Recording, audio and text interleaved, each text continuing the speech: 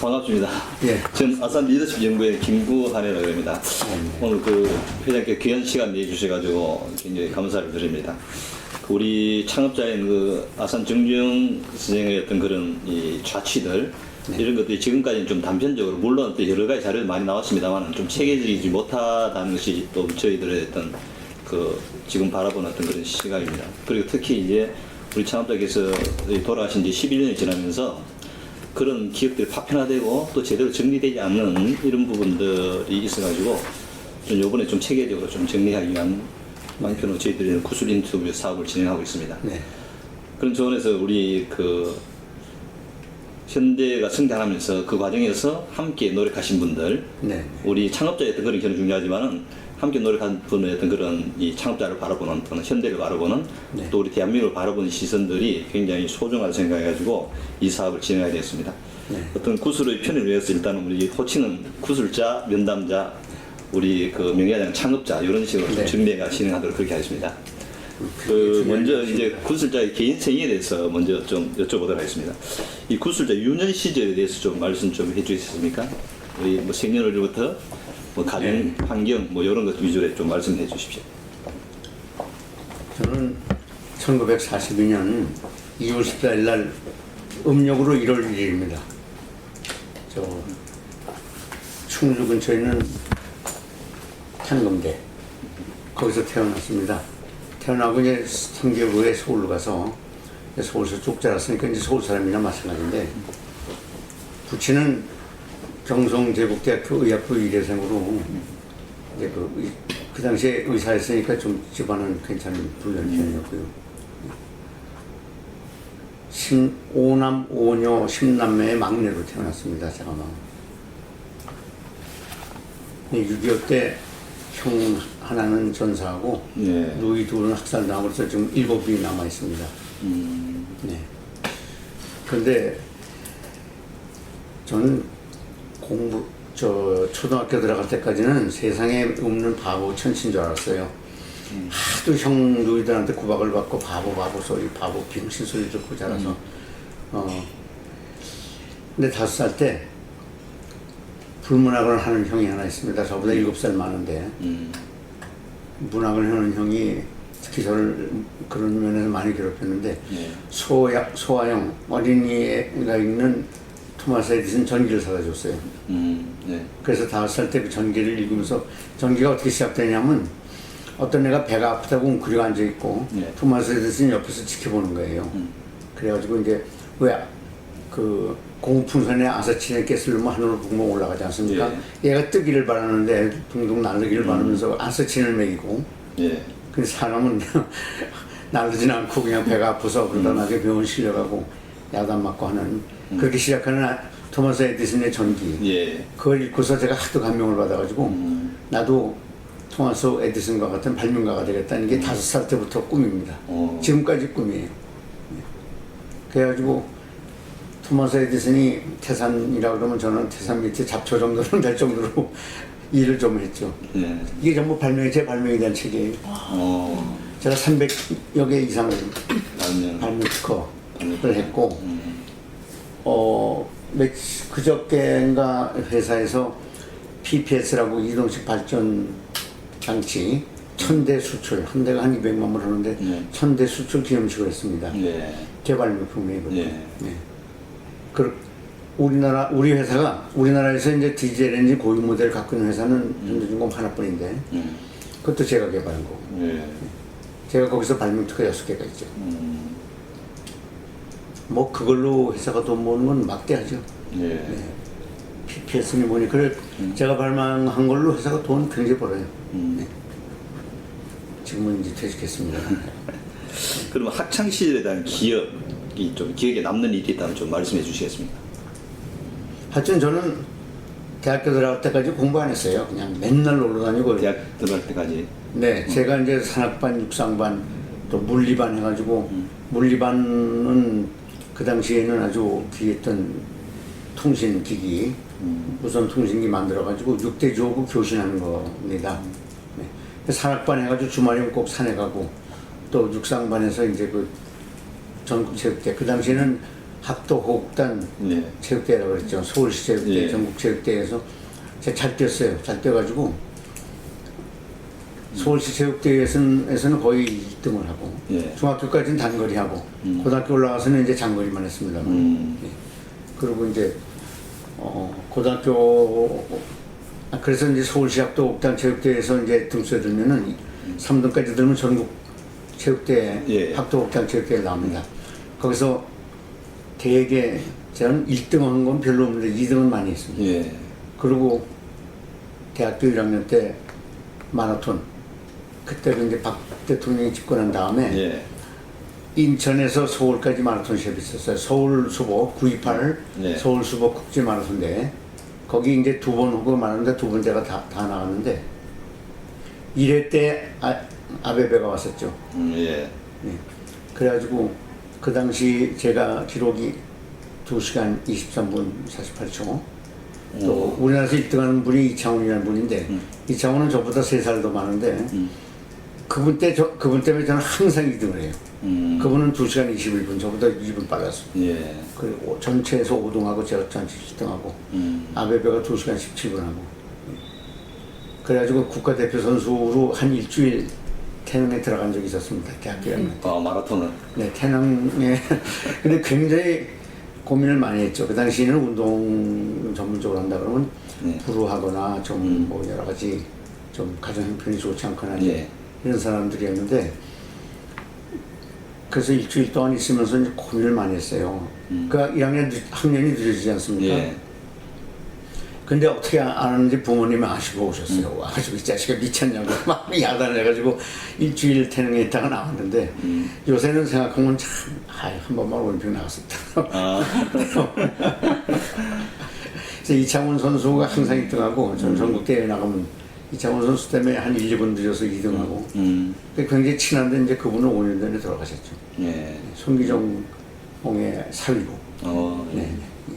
그럼 운동하시다가 대학교 1학년까지 운동하시잖아요. 그럼 언제 공부해야 했다는 생각을 했습니까? 하여간 고3 12월 달까지 시험 나왔어요. 시합이랑 시험 다 나가고.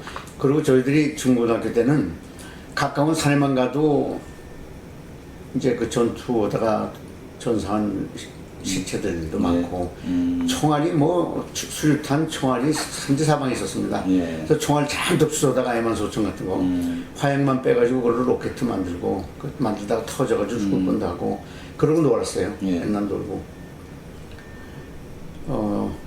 대학교 1, 2학년 때는 제가 이제 조선과를 갔으니까 조선항공과 갔는데 우리가 배를 만들어가지고 일본 간다고 형 하나가 일본 주일 대표부에 공사라고 있어가지고 이제 일본 간다고 그래서 일본 이제 비공식 입국 허락도 받고 그랬는데 배를 만드는데 큰 요트를 2년 동안 만들었습니다. 한 1년 반 만들었죠. 대학교 1학년, 2학년 1학기. 그래가지고 인천에 갖고 나와서 한 달쯤 연습하고 떠나려고 그러니까 이제 추석이 가까웠어요. 근데 그거 만들고 그런 걸 행사하겠습니다. 그랬을 때 그렇게 적극적으로 지원해 주던 분이 우리나라 조선계의 대우라고 하는 김재근 교수님. 조선하는 사람은 다 알아요. 예. 김재근 교수님이 있었는데 막상 떠나려고 그러니까 그분이 와서 이제 이만큼 했으면 됐지 않냐고 가지 말라고 해서 못 갔습니다만 나중에 알고 보니까 4명이 만들었어요. 예. 4명이 만들었는데 저만 빼놓고 다 외아들이에요. 그러니까 그 어머니 되시는 분들이 김재근 선생님을 찾아가서 어쩌려고 그러시냐고 사고 나면 책임지겠냐고 그러니까 이분이 걱정이 돼가지고 오셔가지고 이제 그만큼 만들고 바다에 가서 연습하고 시간 탔으면 됐지. 인천에서 그 당시엔 영종도도 한참 가는데 영종도는 뭐 부산 왔다 갔다 하고 덕적도라고 꽤 멉니다. 민어 잡으러 가는 거기까지 이제 갔다 오고 그러고서 이제 마침 일본에 떠나려고 막 그러는데 어디 대천에 들르고 어디 들르고 군산에 들르고 목포에 들르고 그러면서 한꺼번에 가는 게 아니라 들르면서 부산 가서 이렇게 가려고 그러다 이제 결국 못 갔습니다만 대학교 1학년 2학년 1학기까지 그렇게 하고 공부는 별로 안 했어요. 그 다음에 이제 2학년 2학기부터 미국에 유학 가려면 3학년 성적부터 보내야 합니다. 3학년, 4학년. 아, 예. 네. 그래서 이제 공부를 해야겠다. 그때부터 마음 잡고 공부했죠. 그리고 이 구술자가 살아온 시대는 참 우리 근현대사에 굉장히 아픔이 많은 시대 아닙니까? 우리 뭐 일제 식민차도 있었고 6.25도 있었고 5.16, 4.19, 5.16 이렇게 있었는데 아까 뭐 6.25 통해서 개인적인 가족 사이 어떤 그런 비극 같은 것. 그 구술자 살아온 시대에 대한 생각은 어떻습니까? 6.25 때 무진하게 고생을 했죠. 네. 고생할 정도가 아니라 언제 죽느냐 하고 살았으니까. 예. 그 당시에 그 아버지가 의사하고 개업해서 돈 잘 벌 수 있는데 전쟁 내기 4년 전에 46년에 군대를 그때 국방경비를 챙길 때입니다. 예. 군대를 가시겠다 그래요. 아버님. 아버지가. 예. 근데 어머니께서 생전에 그런 얘기를 많이 하셨어요. 그때 왜 말리질 않았는지 모르겠다. 아버지가 군대 가시겠다는 이유는 뭐냐면 할아버지가 병주 9월 말에 병주 판서를 하시는데 예. 아버지 형제가 3분인데 아무도 군대를 안 갔다. 나라도 가야겠다. 그래서 할아버지 이제 아버지의 아버지를 잇는 거죠. 그래가지고 군대를 가셨는데 사실라고 가신 거예요. 빨갱이가 들어와가지고 아버지 친구들은 다 죽였습니다. 예. 아버지만 군대에서 피난 것이었기 때문에 사셨는데 저희들도 6.25 나자마자 한강까지 피난 갔어요. 그래가지고 이제 9월 27일 날 저녁 때 군본부에 전화가 그러죠. 아버지한테. 그랬더니 아버지 하시는 말씀이 지금 개성을 탈환하고 북진 중이고 내일이면 평양에 갈 텐데 왜 피난을 가냐고. 그래서 피난 안 갔습니다. 그게 이제 이승만 대통령이 녹음해놓고 그분 혼자 도망가서 그렇잖아요. 그래. 네. 그래서 우린 피난을 못 갔어요. 근데 아침에 일어나 봤더니 뭐 인민공화국 만세 뭐 맨 차가 막 돌아다니고 야단해가지고 이제 허탈하게 돌아왔죠. 집이 어디 있냐면 서울 외곽에 있는 도남동에 있었는데 터덜터덜 걸어가지고 하루 종일 걸어서 돌아왔어요. 돌아와서 보니까 집 대문에 집이 꽤 컸습니다. 이제 도남동 우리 이사 간 이유는 그때는 거기는 허벌판이니까 집이 거짓말 안 하고 그 안 믿을 거예요. 6,400평이에요. 네.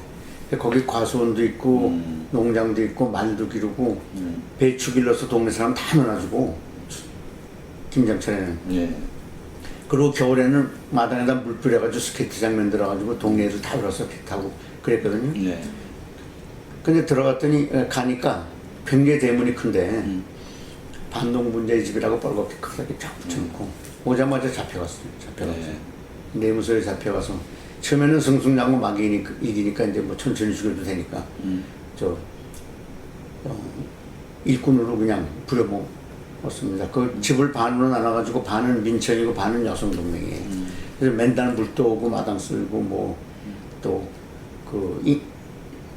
뭔가 심장마비 났을 때 응급처치하는 거 하면 그냥 누구라고 그러고서 사람들 보는 데서 이렇게 변본을 하고 제가 9살 때인데 그러면서 하여간 사형장에 4번을 끌려갔어요. 그때 이제 어머니가 참 위대하시다는 게 한 분은 지금 성신여대에 있는 뒷산이 있습니다. 거길 잡혀가면서 구덩이 쭉 파고 사람을 쭉 앉혀놓고 이제 나발총으로 쏴서 죽이고 발로 뻥쳐서 구덩이 빠뜨리고 우리 차례를 해서 우리가 쭉 있는데 어머니께서 그냥 그 총 쏠라 그러는 나발총 들고 있는 사람 막 넓적다 다리에 매달려가지고 쟤네들을 왜 죽이냐고. 쟤네들이 잘하면 다 인민공각에 충성을 할 테고 일꾼이 될 텐데 왜 죽이냐고. 죽이려면 날 죽이라고 그냥 애걸복걸하시던 생각이 나요. 그런데 그때 그 F-82하고 쌕쌕이라고 했죠 우리. 그 초음속전 2개 와가지고 막 시청소사라니까 걔네들 다 도망가고 그렇게 해서 살고. 또 하나 얘기해도 됩니까?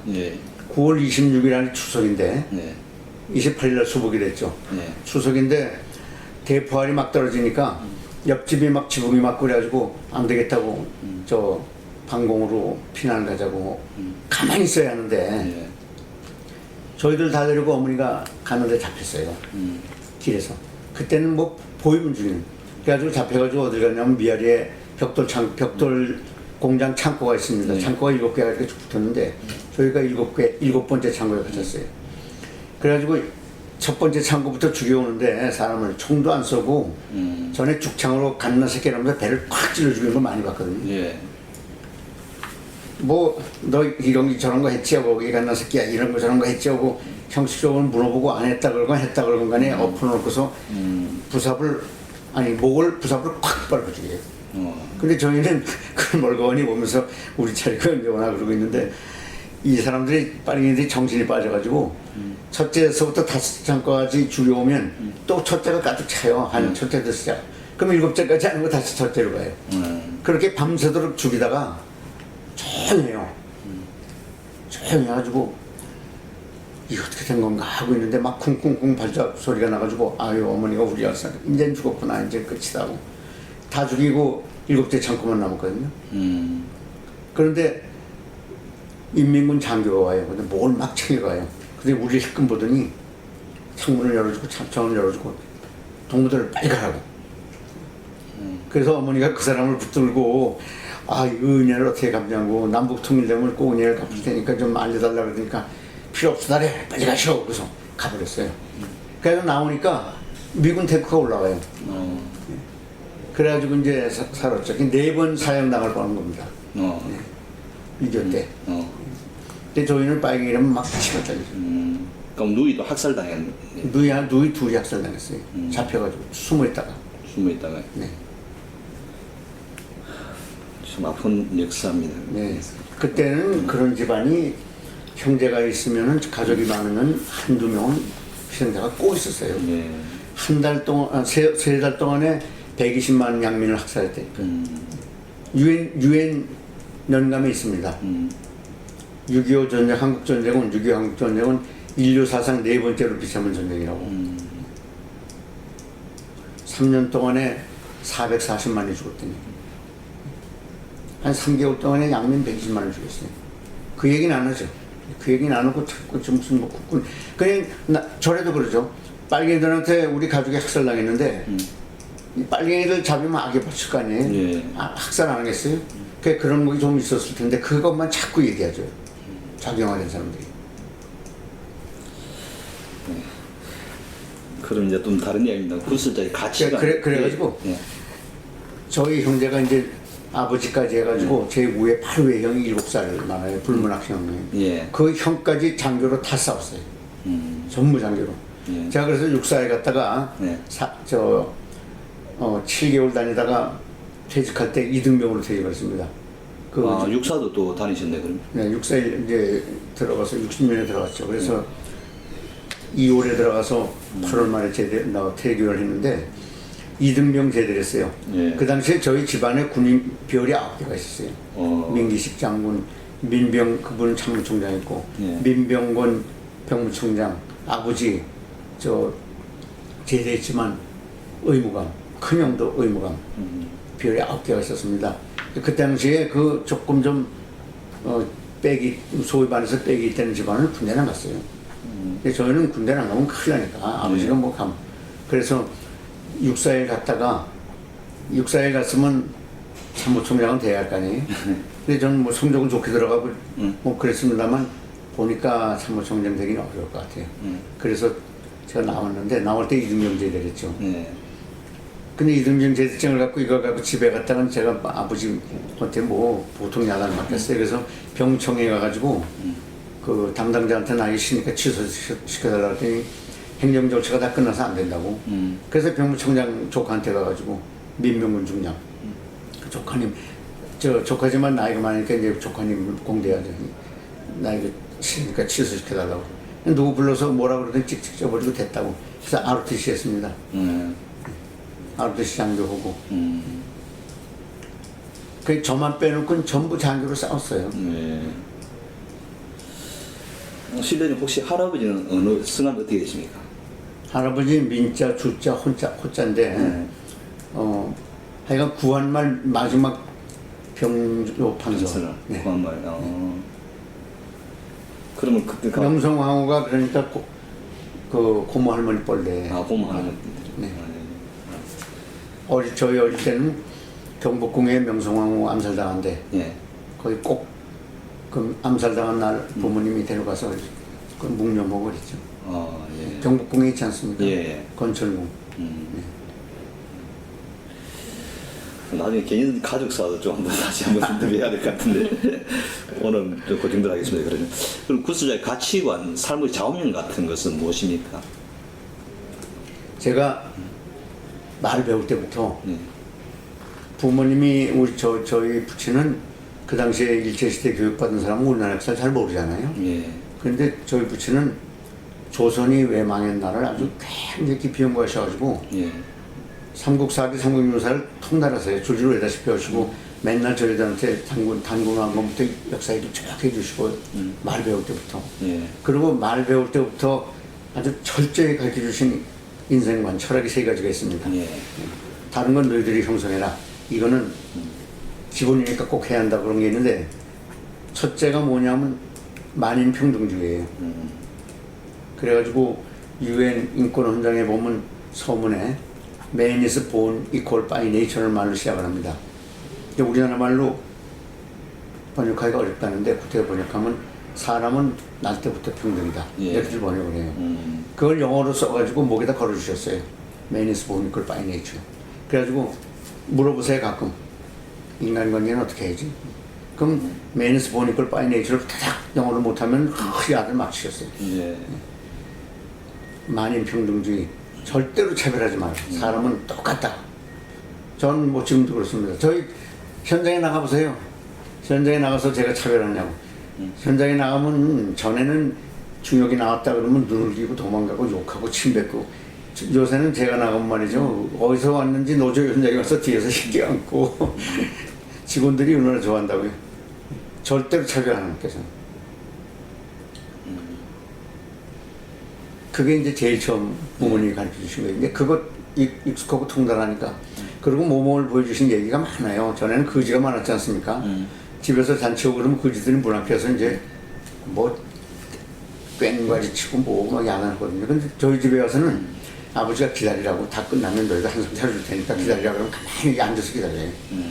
그리고 와서 한 상 차려주고 잘 먹어서 가면서 녹그릇 같은 걸 가져가요. 이제 그런 얘기 많습니다.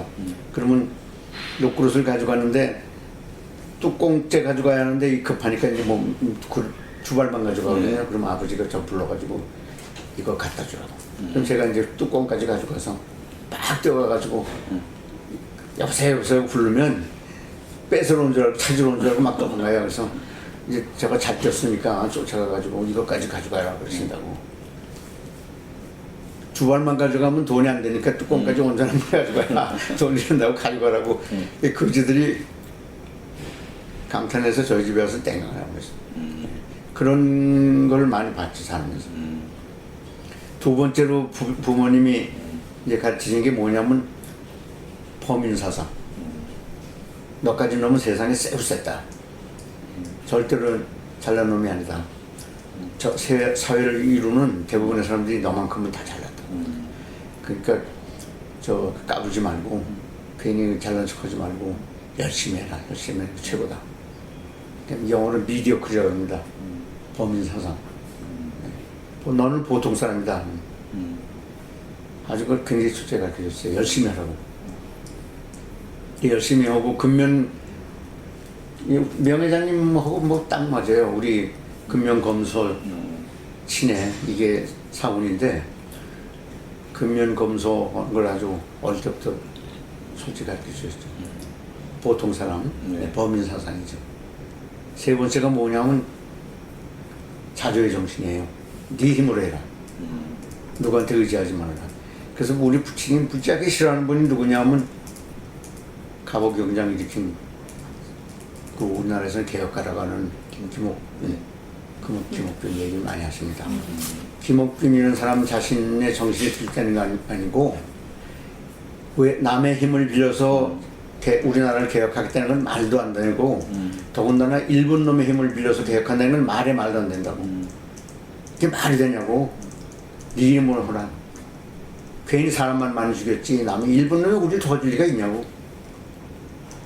그래서 김옥균을 예를 많이 드셨어요.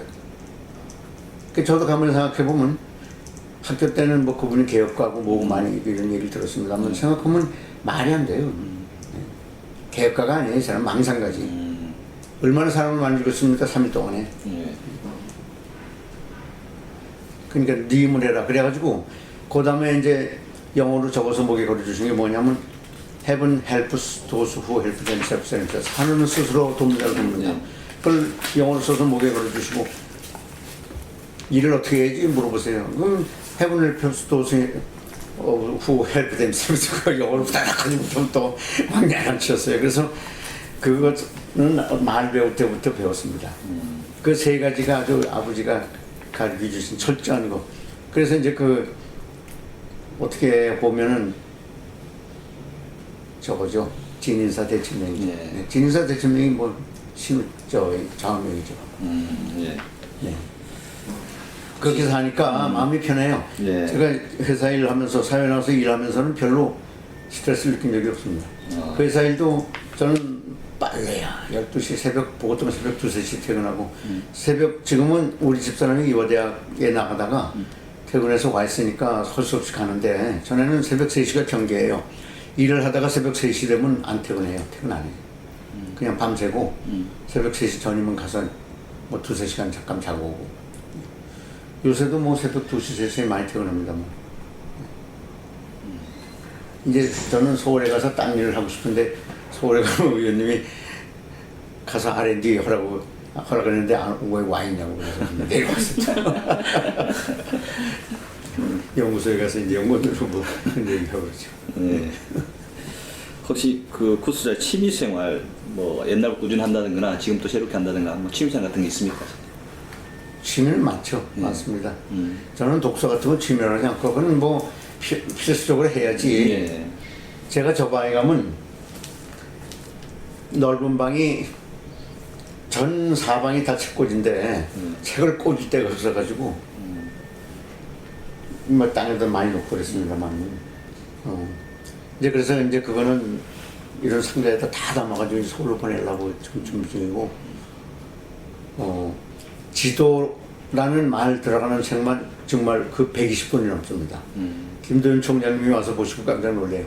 이런 장 하나가 전부 지도, 뭐 지도자 예수님, 뭐 그런 것 말이죠. 그런 지도자 붙은 것만 제가 그냥 한 장이 되는데 왜 그러냐면 존경할 만한 지도자가 없잖아요. 정권이 깨끗한 정권이 있습니까? 정권 말기마다 왜 이렇게 추해지죠? 그래서 과연 지도자가 뭔가?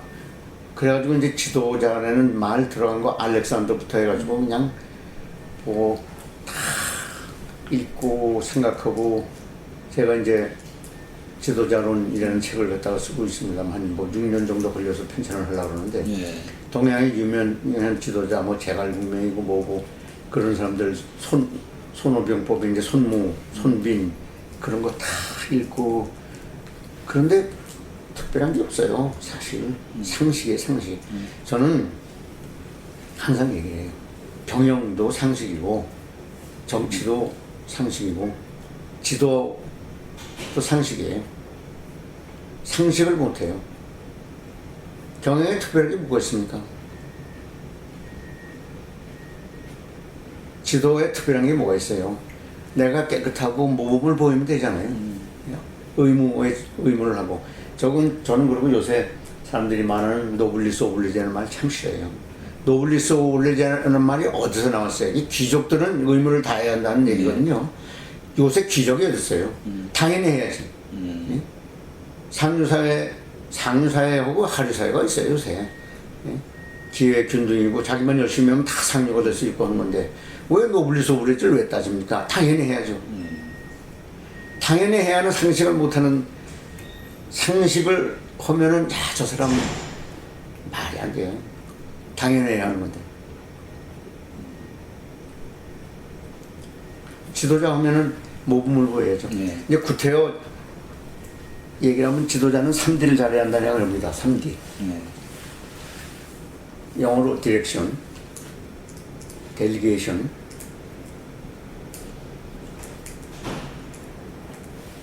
그 다음에 하나가 뭐냐면 드라이브, 디렉션, 델리게이션, 드라이브. 3D는 이제 그 지도자를 보면은 정치 지도자, 교육계 지도자, 또 전쟁 때 군인과 같은 지도자, 경제 지도자 다 달라요.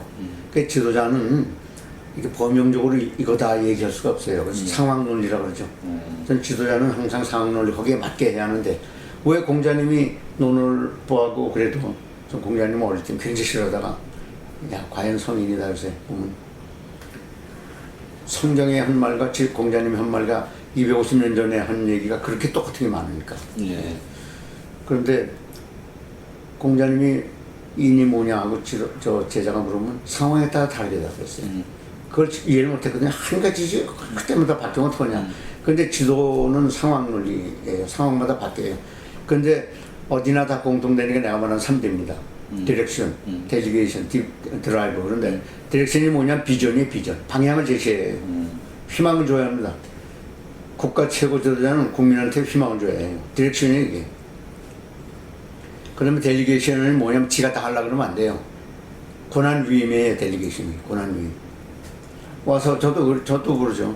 와가지고 이거 회장님 이거 어떻게 할까요? 알아서 해. 네가 책임졌는데 네가 알아서 해야지. 그 방향이 올바른 거 아닌 것만 보고 그럼 일은 다 담당자가 알아서 해 신나서 하지. 일일이 가서 보면 누가 신이나. 대개들 보면 아주 그냥 요만한 좀스러운 것까지 간섭하거든요. 네. 세 번째 드라이브 어떨 때는 막 일을 그냥 끌고 나가야 해요. 욕 많이 먹죠. 막 어떨 때는 쌍욕도 해요. 나가서 말이죠. 중역들한테. 병신 같은 자식들은 뭘 띄워버려라. 막 그런 얘기도 하고. 근데 이렇게 그 사람들이 미워서나 정말 화가 나서 하는 게 아니라 의식적으로 해요. 그래야 그냥 막 열러서 하고 막 열심히 하죠. 천천히 하죠. 거기도 하고 무슨 뭐 한 2, 3일 당장 해, 당장. 하고 막 그냥 드라이브 하죠. 그거는 어디나 다 공통이고, 그 다음에 이제 상황 논리. 사람들이 따라오게 하려면 그 박정희 대통령이고 무슨 전두환 대통령이고 뭐고 참 그 사람 분들 다 해석하고 나라를 열심히 하고 했는데 파스칼의 빵새라는 책 아시죠? 네. 빵새라는 책을 이제 고등학교 때 좋은 책이라 그래서 이제 재미없잖아요. 그거는 이제 이 사람이 병을 앓면서 옆에다 종이 두고 생각이 나면 적고요. 아니 짧은 단편 구절이거든요. 그게 이렇게 두꺼운 책인데 재미없어요. 그래서 이제 그거 읽어야 하니까 셰익스피어 4대비 다 읽으셨죠. 네. 그거 재미있습니까? 원래는 시나리오, 원본은 시나리오로 돼 있잖아요. 재미 하나 없어요. 고등학교 때 읽으려면 요새는 모르겠습니다만 그래도 그건 4번쯤 읽었는데 고등학교 때 그 명작이고 하도 그렇다니까 이제 저 방학이고 그럴 때 커피 타 먹으면 억지로 참으면서 읽어요. 빵새 읽으면 빵새 이런 얘기 나옵니다.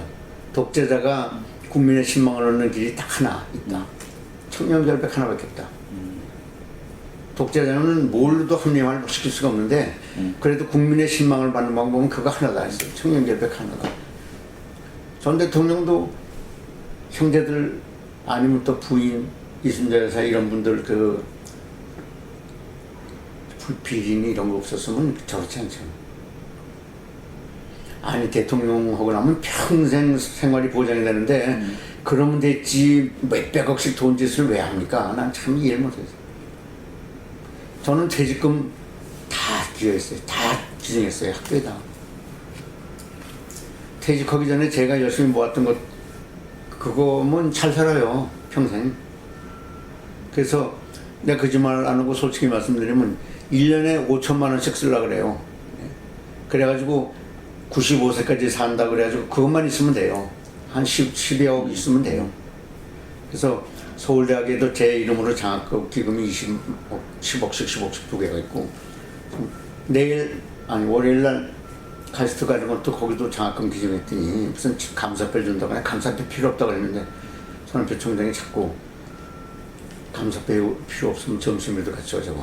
근데 그거마저 그래가지고 손학규 총장은 지금 상당히 좀 구체적인 일들이 있어서 안 가려고 그러는데 그거는 뭐 2년 전부터 있던 일이라 괜찮다고. 손학규 총장한테도 제가 이제 권유한 게 많이 있죠. 특허를 받고서 특허는 명예만 가지면 되는데 이 사람이 권리를 가지려고 그러니까 그거는 잊어버리라고. 당신 내 특허다는 그리고 모든 권리는 학교에다 주라고. 저는 그러거든요. 제가 이론도 혜택을 받은 게 없어요. 제 특허로 회사가 그렇게 엄청난 돈을 벌어도. 근데 특허를 내면은 5만 원 보상을 해주고 특허를 받으면 15만 원 보상을 해줘요. 근데 저는 중요한 주지 말아라 했어요. 그래서 이제 저는 안 받아도 좋은데 또 특허 받는데 연구 올 때 같이 하는 직원들 이름을 꼭 넣어주죠. 연말 되면 얘네들이 가져와요. 아, 300만 원 모였습니다. 뭐 200만 원 모였습니다. 어떡할까요? 너희 부사에서 다 회식하라고. 그리고 어디 가서 강연하면 뭐 강연료 100만 원이고 뭐고. 그건 전 그대로 돌려주거나 아니면 모았다가 다 어려울 때 기증하고. 제일 저 개인적으로 손해볼 땐 뭐냐면 상 받을 때예요. 95년에 대한민국 공학상이라는 게 생겼습니다. 그래서 제가 1회 상을 받았는데 그 당시에 제일 상금이 많게는 5천만 원이에요. 예. 그러면 거기다가 제가 모았던 돈 이렇게 해가지고 뭐 1, 2억을 갖다가 어려운데 주로 학교에다 많이 기증하죠. 또 2008년에 대한민국 최고 과학기술자상을 받았습니다. 네. 3억이에요. 제일 많아요, 우리나라에서. 호암상이 3억인데 호암상은 받은 다음에 세금을 내야 해요. 근데 이제 정부에서 받는 거는 세금이고 뭐고 다 제하고서 3억을 주니까 제일 많아요, 우리나라에서. 그거 받으면은 전 손해예요. 거기다가 제가 모았던 돈 모아서 10억을 내가지고 기증을. 예. 이제 저는 행복하게 사는데 제가 이제 마라톤 선수거든요. 그러니까 시간 나면 나가서 뛰고 우리 회사에 좋은 코스가 많아서 직원들 여기저기 사업본부에 이제 육상 반하고 이제 같이 뛰죠. 나가서 뛰고 컴퓨터 저기 있죠. 저거 뭐 100여만 원밖에 안 하니까 컴퓨터 사다 놓고 연구하고 또 책 읽고 음악 좋아하니까 음악하고 제가 음악 악기도 몇 개 다뤄요. 그러니까 이제 음악도 저기 듣고 그러면 저는 행복해요. 또 동창들 만나가지고 산에도 가고 뭐 같이 밥도 먹고 시스터거리다 오고 네. 모임이 많죠. ROTC 모임에 ROTC도 3기가 있고 뭐 또 병과가 있고 많지 않습니까? 고등학교 동창들이 있고 대학교 동창들이 있고 고등학교도 또 반청회를 해요. 예. 그래서 다 못 나가죠. 이제 그런 사람들 가끔 만나고 또 뭐 뛰고 연구하고 책 읽고 음악 듣고 그러면 하루가 뭐 아침 눈 뜨면 누군지 지나가는 거 헤어지나고 행복하게 살지. 예. 그럼 우리 구수자 직장 생활에 대해서 좀 여쭤보도록 하겠습니다. 네네. 그 대학 졸업 후에 대한조선공사의 설계이사로 이제 처음 일을 했다고 기록이 나와 있습니다. 네네. 대한조선공사에 들어가야 된 계기는 무엇입니까? 이제 그 ROTC는 제가 65년에 임관해가지고 예. 67년 4월에 제대를 했는데 2월에 신문에 광고가 났어요. 2년 유경험자를 뽑는다고 뭐 5명 뽑는다고 났습니다. 근데 그 당시에는 공과대학 졸업하고 다른 대학원 다 하겠습니다. 공과대학 졸업하고 갈 데가 없었어요. 기껏해서 갈 데가 이제 충주비료, 한전, 한국기계제약소라고 지금 대우중공업대 인천에 있는 거. 예. 그리고 조선공사에서는 몇 년에 한 번 뽑다 말다. 뽑아도 월급도 잘 안 주는데요. 월급 대신 이모굴란 날 때처럼 쌀 주고 뭐 이런답니다. 근데 5명 뽑는다고 났으니까 2년 유경험자가 돼서 저희들은 이제 자격이 안 되죠. 그래서 제가 자격이 안 되지만 우선 가서 시험이나 보자. 그리고 제 조선과 동기를 데리고 왔습니다. 저는 공수훈련 받고 공수부대하고 뭐 그 유격훈련 구대장하고 그래가지고 공수부대 빠지만 딱 달고 나가면 기차, 비행기 할 것 없이 막 가서 탔어요. 예. 그래서 이제 비행기 타고 그땐 기차 타고 갔구나. 제주도 비행기 타고 갔구나. 약진호가 제일 이제 고급 기차입니다. 그래서 그걸 타고서 부산에 갔죠. 부산에 가가지고 이제 입사원서를 내려고 그랬더니 유경험자 증명을 띄우래요. 가만히 생각해 보니까 부산에 이제 제3항만사라는 게 있었거든요. 거길 가가지고 이제 중대장을 찾아갔죠. 찾아가서 우리가 제찬 사전인데 네, 저녁을 이제 대접하면서 사망만사 본선 배에서 본선 장교로 근무했다는 걸 좀 띄워줬으면 했더니 그거 뭐 어렵지 않다고 저걸 띄워줘요. 그래서 그걸 띄워가지고 갔죠. 가서 이제 제출했더니 접수가 됐어요. 이제 그거는 초준됩니다. 경험으로. 그 가짜지만 그걸 내고서 시험을 봐가지고 저하고 이제 제가 데려간 동기하고가 걔들 야로 있었는데 1, 2등으로 합격을 했어요. 예. 그런데 이제 황정월 교수님이라고 그 아주 유명한 교수님이 책하기 유명한 교수님이 있어요. 그분은 미국에 가면은 우리나라에서 배운 거 갖고 안 되니까 몇 개월이라도 맛을 보고 가라고. 그런데 저는 현장에서 어떻게 일을 하는지 보고 싶었거든요. 그래서 이제 선생님 말을 안 듣고 현장에 갔죠. 현장에 가가지고 조종사에서 입사해가지고 저는 현장 지원을 했어요. 예. 현장 지원을 했더니 현장 가서 한 며칠 됐는데 그 설계 담당 책임자가 부른다고 그래서 갔습니다. 그때는 이제 설계 부장인데 부장이 지금 한 상무 정도 될 겁니다.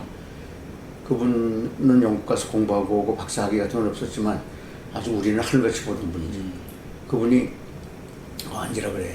그래서 이제 꿀 앉다시피 거기 앉아서 고개도 이렇게 숙이고 그러고 있는데 전통적으로 1등으로 들어온 사람은 꼭 설계부서에 왔는데 넌 왜 현장에 왔느냐.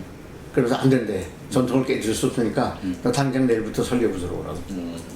그래가지고 할 수 없이 설계부서로 갔어요. 근데 설계부서가 둘이 있어요. 설계 1부, 설계 2부가 있는데 1부는 조선 설계, 2부가 기계 설계입니다. 그때 할 일이 없으니까 무슨 뭐 다리 놓는 철구 전문이고 뭐 다 갔다거든요. 그래서 제가 설계 1부에서 일을 하는데 기본 설계과 해가지고 23명이 쫙 앉아있는데 맨 뒤에 앉아있는 거죠. 맨 뒤에 앉아가지고 계장은 저희 보고 앞에 앉아있고 저희 보고 앉아있고 할 일이 없어요. 일이 있어요. 일을 하죠. 예. 일이 일이 없어요. 그래서 이제 제가 뭘 했냐면 그때 청룡호라 그래가지고 포항에서 울릉도 가는 280톤짜리 화객선을 짓고 있었습니다. 예. 그래서 화객선 이제 그 기초 설계, 네. 보건성이니 뭐 이런 거 그걸 제가 다시 다 계산했어요. 일이 뭐냐면 계산기가 2개 있어요. 2개 있는데 계산기가 어떤 거냐면 이렇게 7 곱하기 8 하면 단추를 이렇게 7에다가 세팅하고 8번 돌려요 이렇게. 그러면 이제 곱하기가 되고 예. 그걸 정신이 없어가지고 거꾸로 돌리면 나누기가 돼요. 이제 아주 뭐 지금 같아서는 한심한 거지만 그런 계산기를 가지고 제가 이제 대학교 때 배우는 걸 갖고 고지고대로 일주일 계산했어요. 열심히 밤새다 시키면서. 그래서 이제 면적, 부피, 보건성 뭐 이렇게 기울어지면 얼마큼 빨리 일어나고 하는 거 뭐 다 계산했는데 뒤집어지게 됐어요 배가. 네. 계산했더니 그래가지고 그걸 계장한테 가져왔죠. 내가 계산했더니 이렇게 나왔다고. 일본에서 계산한 거하고 다르다고. 그랬더니 야 임마 네가 틀렸지 하면서 아니라고 나는 그냥 고지고대로 틀림없이 했다고.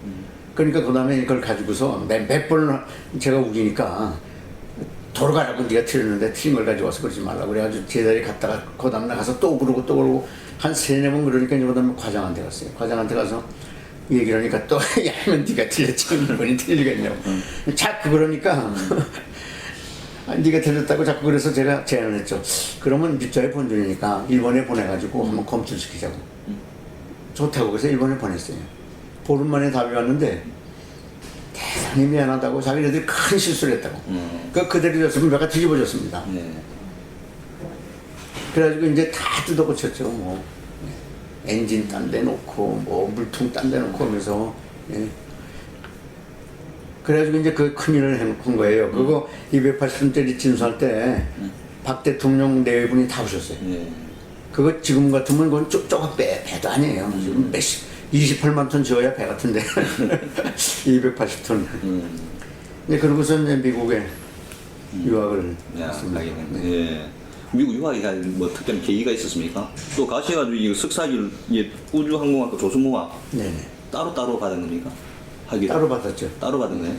왜 학위를 두 개 근데 받게? 미국에 유학 간 건 그 당시에 우리나라 교육이 너무 열악하니까. 예. 열악하니까 이제 공부 좀 철저히 하고 싶어서 이제 아 공부를 하고 싶었어요. 이제 직장을 그만. 그 아버지도 경성제국대학교 나오고 의학 박사시고 예. 큰형도 의학 박사고 큰형은 미국에 이제 하버드 갔다고 박사입니다. 그리고 둘째 형은 법과를 해서 이제 그건 뭐 박사가 아니고 셋째 형 문학했는데 솔본노 가서 동양에서 최초로 국가학 박사가 돼서 왔어요. 예. 그러니까 이제 저도 다 형들 아버지 형 보고 그래서 이제 공부를 철저히 좀 하고 싶었고 근데 그래서 이제 군대 있을 때 유학 시험을 다 봤습니다. 저희 때는 문교부에서 그 전공 시험, 영어 시험, 전공 시험은 안 봤어요. 전공은 미국에 GR에 있는 거고 영어 시험하고 역사 시험을 봤습니다. 네. 국사 시험. 근데 국사 시험이 어려워요. 한 번에 합격하는 사람이 거의 없는데 제가 군대 있을 때 한 번에 합격했어요 다.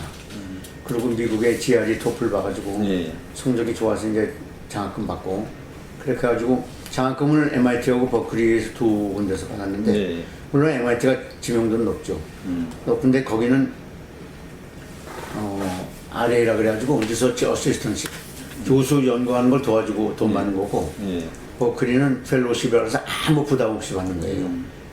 두 개 차이를 잘 몰라가지고 미국 유학 갔다 온 저 외모부에 이종 사촌이 있어가지고 가서 물어봤더니 펠로우십은 아주 영광이라고 거길 가라고. 그래서 이제 버클리를 갔는데 버클리가 그 당시에는 노벨상을 받은 교수가 17명 있었습니다. 예. 한 명만 있어도 영광이라는데 그 17명이나. 예.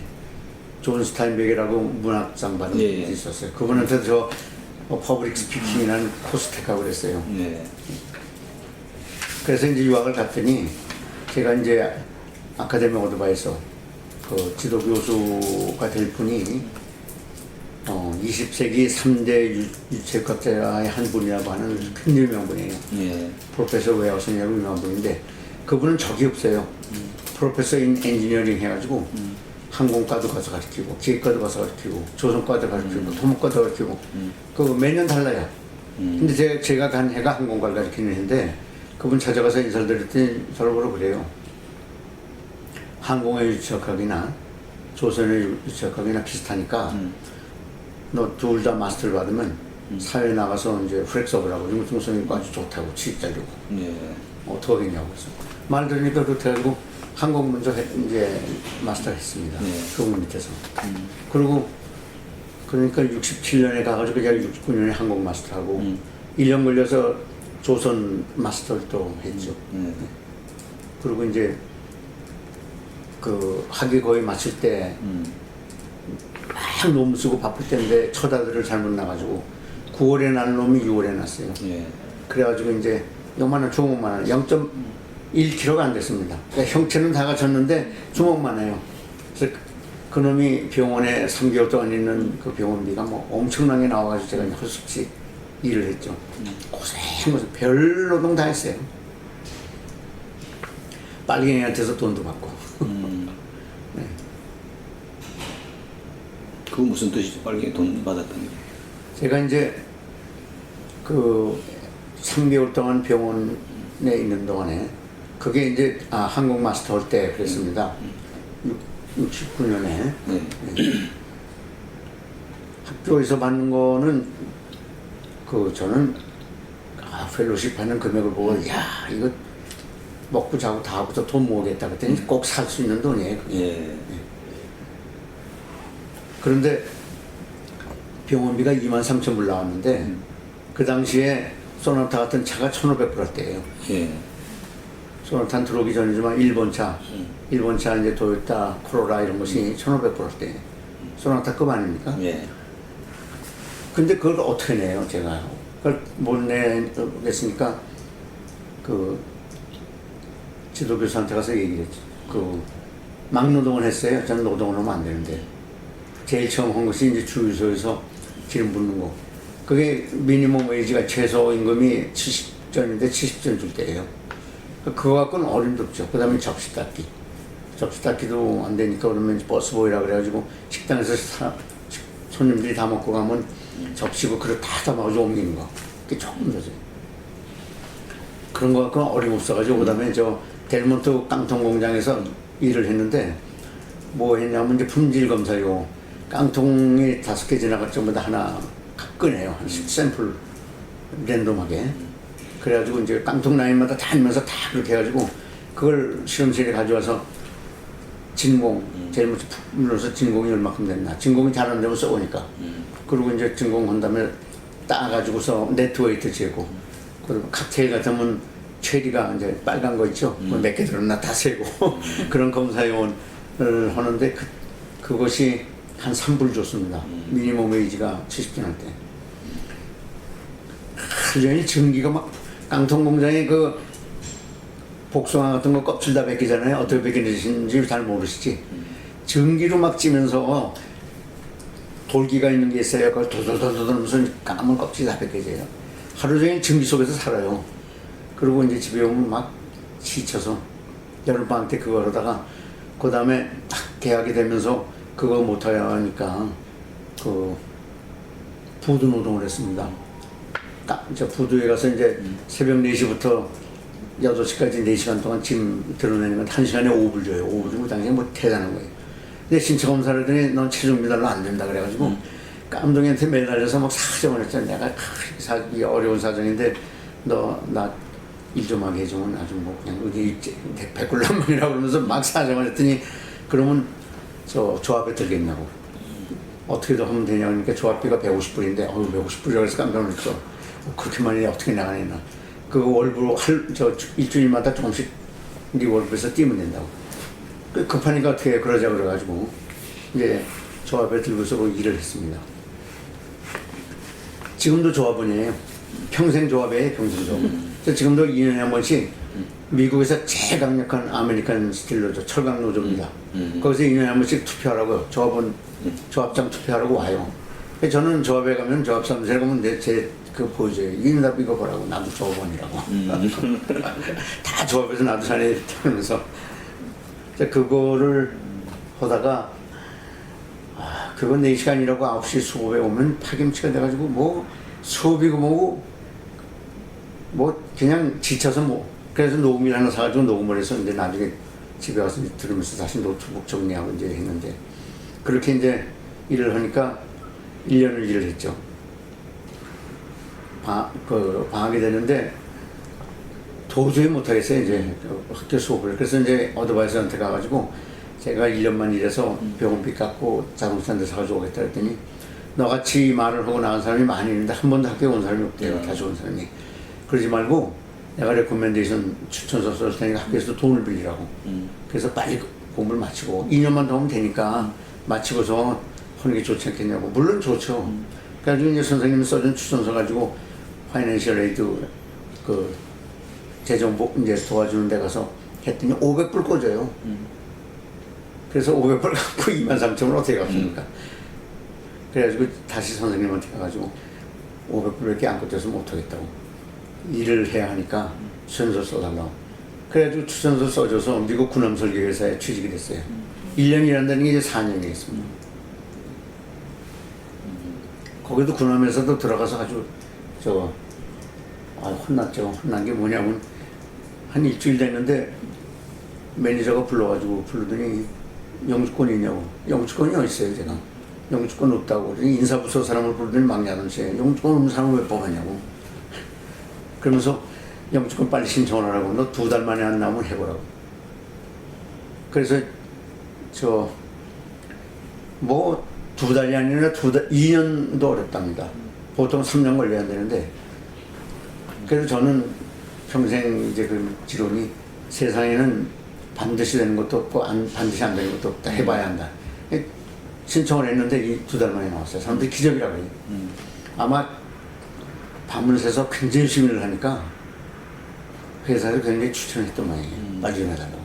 2년 만에 나왔고 그 회사에 있으면서도 무짐작에 큰 프로젝트를 땄어요. 미국 해군 참모총장한테 가서 제가 직접 브리핑을 해가지고 영주권은 나왔는데 그 다음에 비밀 취급인가가 나와야 됩니다. 그래야 이제 중요한 일을 할 수 있대요. 비밀 취급인가는 써내는 게 깨알 같은 글씨로 한 30몇 페이지가 돼요.